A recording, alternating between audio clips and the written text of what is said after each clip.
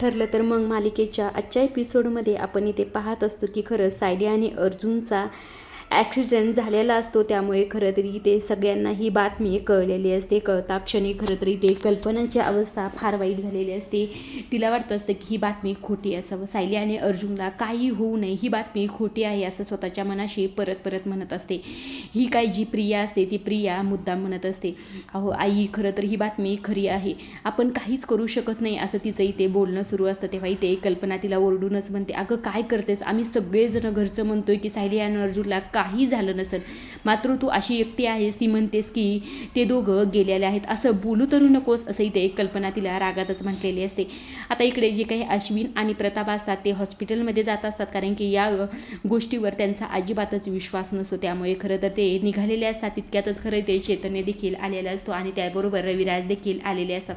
आता इथे प्रतिमा आणि सुमन कल्पनाला धीर देण्यासाठी इथे आलेले असतात.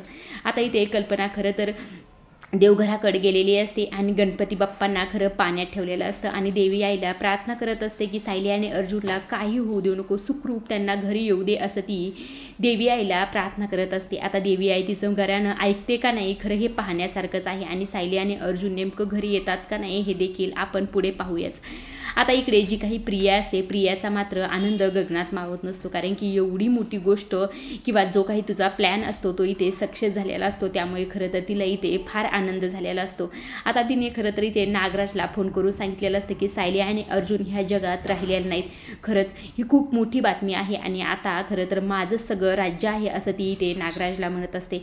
आता फोन ठेवल्यानंतर खरं तर इथे जी काही प्रिया असते ती म्हणत असते, आता तन्वीचं सत्य कुणाला कळणार, आता कुणाला हे माहीत होणार नाही नेमकं माझं सत्य काय आहे.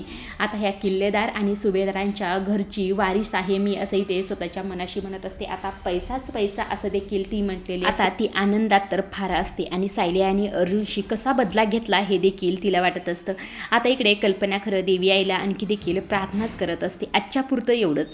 आता इकडे पुढील भागात आपण इथे पाहत असतो की सायली आणि अर्जुन सुखरूप घरी आलेले असतात. हे पाहून खरं तरी ते कल्पना आणि प्रतिमाला फार बरं वाटलेलं असतं. मात्र इकडे प्रियाने सायली आणि अर्जुनला पाहता क्षणी खरं तर तिच्या हातातला जो काही ट्रे असतो खाली पडलेला असतो आणि तिला या गोष्टीचा खूप मोठा धक्का बसलेला असतो, कारण की जो काही तिने प्लॅन केलेला असतो तो तिच्या डोळ्यांनी तिने पाहिलेला असतं. तरी देखील सायली आणि अर्जुन घरी कसे आले हीच गोष्ट तिला इथे पचत नसते. त्यामुळे खरं या गोष्टीचा तिला इथे फार त्रास झालेला असतो. आता ती खरं तर रागातची ते मेहपतकडे गेलेली असते आणि मेहपतला म्हणत असते की तुम्ही काही करू शकणार नाही, प्रत्येक वेळेस तुमचा प्लॅन कसं काय असा होऊ शकतो, सायली आणि अर्जुन जिवंत घरी आलेले आहेत, आता मी काय करू, याच गोष्टीचा राग खरं तरी ते मेहपतवरती करत असते आणि मेहपतला खूप सारं इथे बोलून तर दाखवतच असते. आता इकडे सायली आणि अर्जुन खरं तर घरी आलेले असतात, मात्र हे काहीतरी चुकीचं घडत आहे असं त्यांना इथे वाटत असतं. आता घरच्यांना त्यांनी अजिबात काही सांगितलेलं नसतं, मात्र इथे चैतन्यला सायली म्हणत असतं, चैतन्य भाऊजी खरं तर हा अपघात नसून घात आहे आमच्यासोबत असं इथे म्हटलेले असते. तेव्हा हे ऐकल्यानंतर खरं तर चैतन्यला धक्का बसलेला असतो, कारण की हा प्रकार खरंच खूप मोठा आहे आणि हा प्रकार कुणी केला असेल याच गोष्टीवर हे सर्वजण इथे विचार करत असतात. तेव्हा इथे खरं तर अर्जुन पण म्हणत असतो की हा खरं तर अपघात जो आहे तो अपघात खूप प्लॅन करून सर्व गोष्टी करून आणि हा प्लॅन कुणी केलेला आहे हे देखील त्यांना चांगलंच माहीत आहे. आता इथे खरं तर हे सगळं काही प्रियाने केलं आहे हे माहीत झाल्यानंतर खरं सायली आणि अर्जुन नेमकं प्रियासोबत काय करतात हे खरं पाहण्यासारखंच आहे. का प्रिया इकडे अर्जुन सायलीसोबत दुसरा कोणता खेळ खेळती हे देखील पाहण्यासारखंच आहे. अशा डेली मालिकेचे अपडेट जर तुम्हाला जाणून घ्यायला आवडत असतील तर आपल्या चॅनलला जरूर सबस्क्राईब करा. तोपर्यंत पाहत राहा ठरलं तर.